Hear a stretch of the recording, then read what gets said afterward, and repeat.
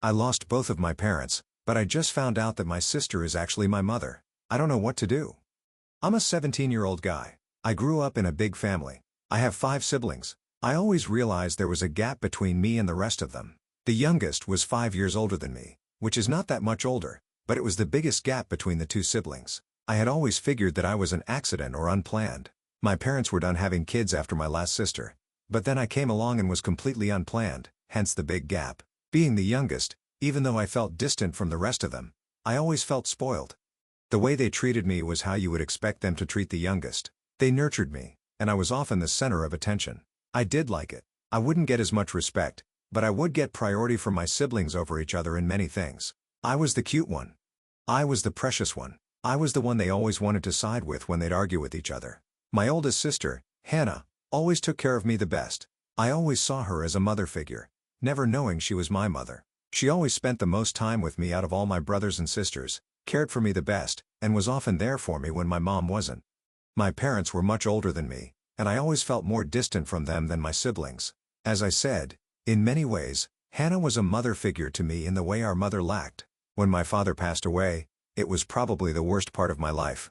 I was young, around 8 years old. I did not take it well at all.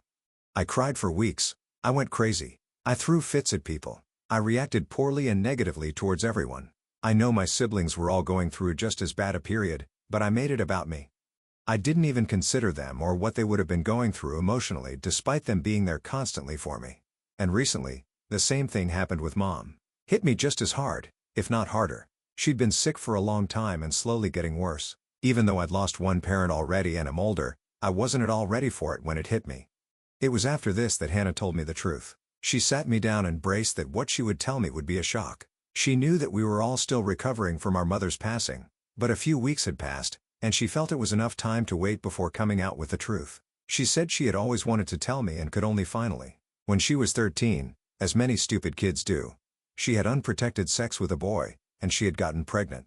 And that child was me. At the time, her parents had wanted her to give the baby away for adoption, but she was unshakable and wanted to keep her child. She completely refused to give me, her son, away. They eventually agreed to keep me and would raise me in their household, but with her parents as the guardians, and I would grow up thinking they were my real parents. Some of my older siblings also knew but never mentioned it. They are my aunts and uncles. My mother had made Hannah swear she would never tell me. When Mom got sick, Hannah approached her and pleaded to relieve her of this burden because she wanted to tell me. My mother had agreed that she could tell me only after some time had passed after her death. She wanted to die as my mother, not my grandmother. Hannah said she had wanted to tell me the truth all her life but had sworn not to. There were many times when she felt like she had to tell me, but had held herself back. Now she was finally glad she could tell me the truth she had always wanted, that I was her son. I was taken aback completely. I had no idea how to react. In some strange, mysterious way, I had always seen her in a more motherly light than my actual mother. The level of reliance and nurture there was much more of a maternal relationship than a fraternal one. Hannah told me now that I knew she can finally be my mother openly. I don't know how to feel about that. I just lost my mother, but now I already have a new one who is my real one. Hannah is 30, and I'm 17. In my mom's will, she had given custody over me for the last year before I turned 18 to Hannah. Hannah is married and has children, a boy and a girl, ages 65. Her husband is 33. I guess he's now my stepdad? I had no idea how to respond. She said she finally had the chance to raise me as her son the way it was always meant to be. I told her I couldn't refer to her as Mom. It wouldn't feel natural, and I just wasn't ready yet. So I'll keep calling her Hannah, but I'm glad she told me the truth. I don't blame her for hiding it this long. It wasn't her fault, but I'm glad I now know. I spoke with my nephew, niece, half-brother, half-sister, and Hannah and explained the reality to them. They seemed to understand as best they could. It kind of shocked them as well, but not nearly as much as it did me. I sat down with them, hugged them, kissed them, and cried. They asked me why I was crying. I said I didn't know. Telling my half-brother and half-sister how we were related moved me much more than it did them. I know now that I will always be much closer to them and try to be a more present force in their lives. I spoke with Hannah's husband. He shook my hand and told me he was proud of me. He hugged me and told me he wanted to be the main man in my life and would always be there, and I could come to him whenever I needed anything. I could tell he was trying to place himself as a father figure towards me, but I don't know if I can accept that. He's not my father. He just happens to be the husband of my biological mother and does not even have any blood relation to me. He's not even that much older, neither is Hannah. It's weird to see them as parents in any way. Hannah is prepared to make this an actual thing.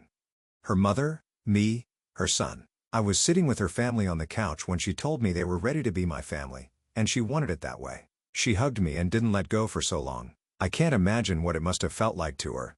Finally, she is getting her son back, the son she had been forced to hide from for so long. She said she was now glad more than ever that she had kept me when I was born and was confident it was the right choice. She asked me why I was so quiet and had not said much, but she understood why this would be something heavy to come to grips with. I didn't like how her husband was there. I never really identified with him, and I didn't see why he needed to be present for this revelation. I told her I would like to speak with her privately, so we went elsewhere in the house. She told me, "I know this is very heavy for you. If you want to be left alone, I understand. I understand if you just want to continue our relationship as it was before. You must know you still have a mother who loves you and will always be there for you. Never feel like you don't have a home to go to." She then hugged me, and I couldn't hold back my tears anymore. I buried my face against her chest and let out all the tears. She held my head and hushed me, telling me it would all be okay. She said I was finally at my real home, and I had nothing to be afraid of. But I am afraid. I don't know where I belong. I have so many fears and apprehensions. I just lost the only mother I had ever known. I don't know if I can ever accept a second one. But like she said, part of it feels right that things are finally corrected. I just wish I had known the truth earlier. But I always felt a stronger connection with her than my siblings. She was always my biological mother. Nothing can change that. But does that make her my real mother? Can I accept her as that? Can I accept this new home as she calls it? Can I accept this new family? I don't even know what a real mother means. Maybe I'm seeing things I'm not meant to see. Maybe I'm so devastated and distraught from the death of my mother. I'm willing to give the mantelpiece of mother over to Hannah just to lessen the blow of losing a mother, so I tell myself I still have one. Even if the biological mother does not equal a real mother, she wants to take on the role of the real mother. And I have 1 year left before I'm an adult, so she's my guardian and parent until then.